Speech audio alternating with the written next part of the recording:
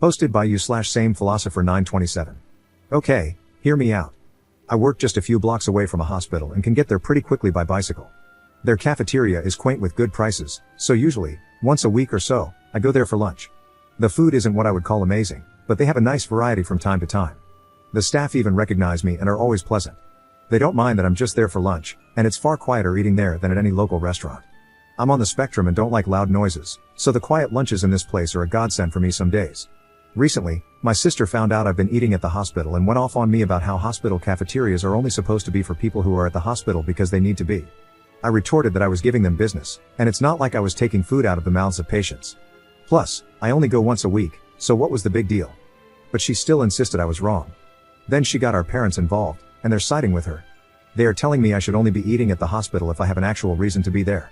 I told them they were all crazy and that it was just normal food I was paying for. But now, because neither they nor I are backing down, I'm torn. Am I the jerk for going to eat lunch in a hospital cafeteria once a week just because I work nearby? Update 18 days later.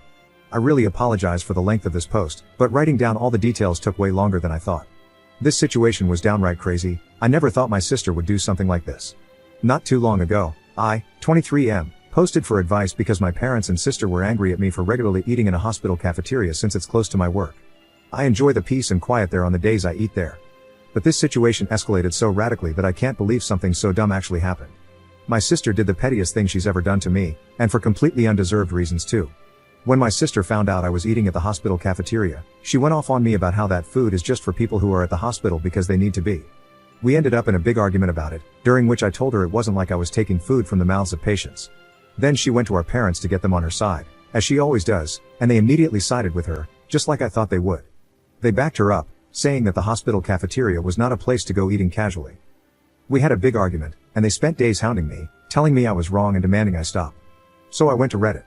There, I learned that not only was I not doing anything wrong, but it's actually very common for people to go eat at hospital cafeterias simply because they like it. I hoped the situation would just fade away, but a few days later, my sister called me, asking if I had stopped eating at the hospital. I said no, and then it started all over again. My parents then called me, fuming and acting like I was supposed to stop going because they said so. I reminded them that I don't live under their roof anymore and that this is exactly the kind of reason why I moved out. They take my sister's side in almost everything. They huffed and puffed about it. This time, the fight didn't stay at home. Other relatives found out because my sister tried to broaden her support. She was so dead set on enforcing her will upon me that she went looking for help from other relatives. However, our parents were the only ones on her side. My uncle personally admonished my parents and her over the phone once I told him what actually happened. He told them they were only siding with my sister because she's their favorite and called them terrible parents for ever playing favorites to begin with. Then, my cousin went to eat with me at that hospital cafeteria and said he'd like to go there once a week too, as he also works nearby and bicycles everywhere. We've already run into each other at lunch there once since then. He was actually rather pleased to find out the food was healthier than most other places. He's a bit of a picky eater, so this place is kind of like his new lunch hangout. My sister got even angrier after finding out there were other people in the family eating at the hospital now too. Once outed, my parents backed down due to embarrassment. They apologized to me and gave me some malarkey about how they honestly thought eating at a hospital was weird and felt like they just needed to defend my sister. I told them they'd been placating my sister for so long that it's all they do whenever she starts something with anyone. She's been treating me like a condescending control freak and a bully since we were teenagers, even though I'm older, and they just kept enabling that. But I won't put up with it anymore. My parents ended up conceding and apologized. Then they made my sister apologize to me too. I could tell she hated every second of it because she tried to speak through her teeth at first. Later on, my parents invited me to dinner as another form of apology.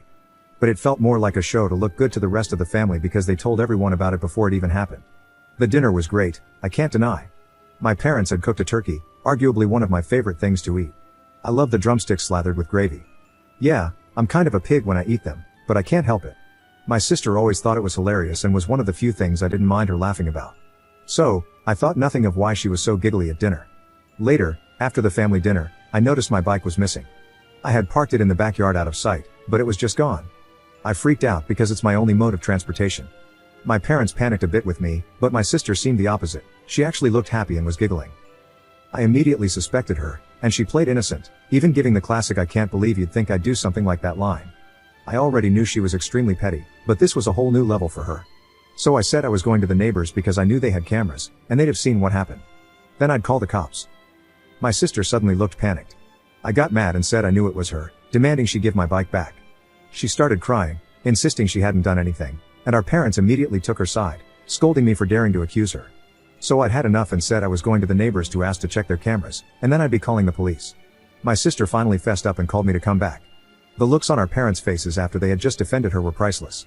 My sister admitted she was so angry at me for making her apologize for something she still believed she was right about, so she planned to have a couple of her friends come and grab my bike during dinner. She said her friends were in a minivan with it just down the street. She then started saying that I couldn't call the police on her anyway because I'm her big brother. Our parents backed her up on that too. But I pulled out my phone and started marching outside again. They ran after me, with my sister begging and crying for me to stop. I called her a brat and told my parents I couldn't believe they were still defending her when she was acting this way. Our parents finally hit their limit with her enabling behavior and told her to make her friends bring my bike back immediately. She got on her phone, sniffling, and called her friends. But then she suddenly ran into her room to talk to them. I couldn't hear a thing she said through the door because it was all in whispers, and our parents looked very worried too. My sister would never have willingly admitted she had my bike stolen. She just kept sobbing that it was only a prank over and over again, repeatedly using the excuse that it's just a cheap bike anyway. I bought it used a few months ago for $50, but it's in great shape and my main mode of transportation. My sister kept looking at our parents to back her up, but this time they just couldn't. So she slumped down in a chair, hugging her knees and waiting with the rest of us. She looked increasingly freaked out the longer her friends took to bring my bike back and was repeatedly texting them. Even though my sister said her friends were just down the street, it took them roughly an hour to bring my bike back. They finally pulled up in the minivan with my bike shoved in the back, completely soaked and covered in mud, like it had just been pulled out of a wet, muddy ditch. The bike is a 700C, so it's too tall for either of them to ride. They had simply driven up, grabbed the bike, and dragged it into the van as quickly as they could before taking off. I say they stole it because I was almost certain in the moment that my sister had told them to dispose of my bike. Had I not pointed out that the neighbors had cameras, I might not have gotten it back at all. When her friends finally arrived, their legs were muddy and wet nearly up to their knees. They both begged me not to report them to the police for taking the bike. I asked them, while recording, to tell me the truth and pointed out that the neighbors had cameras. I asked if my sister had told them to get rid of my bike.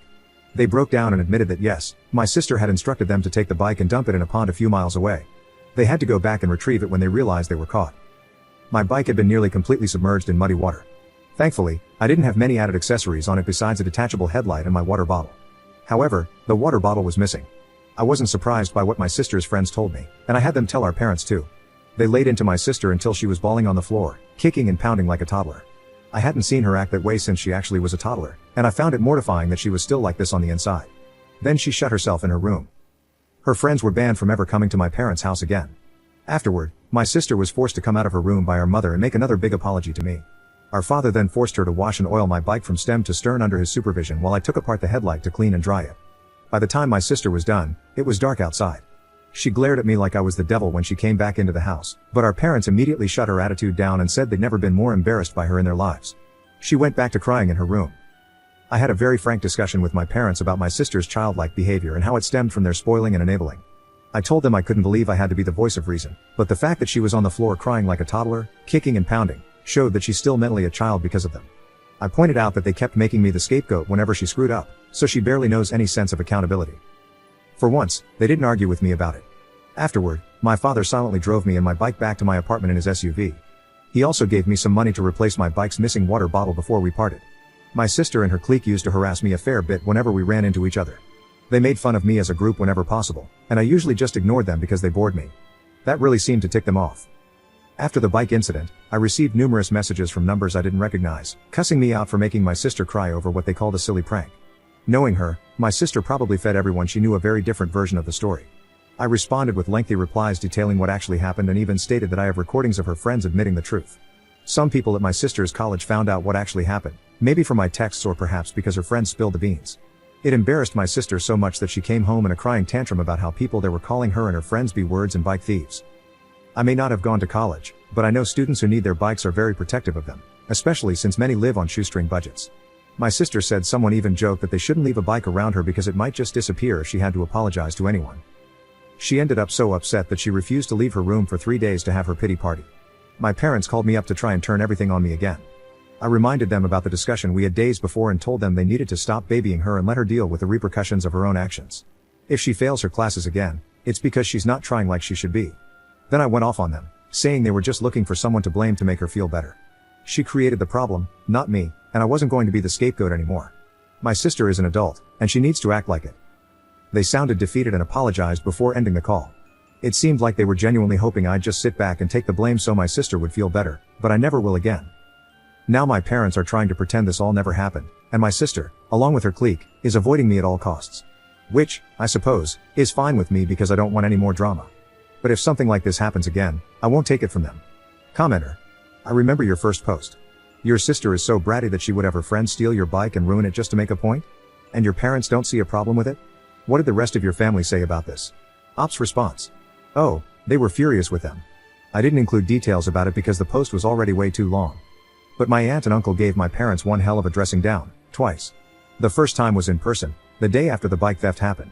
They had a long discussion with my parents about how their babying has prevented my sister from growing up and how she wouldn't be able to function without them if she never learns to become an adult. The second time was after my parents called me to try and make me take the blame when my sister locked herself in her room for 3 days. I talked with my cousin that evening when we met up for dinner, and he told his parents, my aunt and uncle. They called my parents to ask them what the hell was going on and told them they were beyond ashamed that they still tried to make me the scapegoat. They said they didn't care if old habits die hard, it had to stop. Let's just say my sister wasn't the only one crying anymore.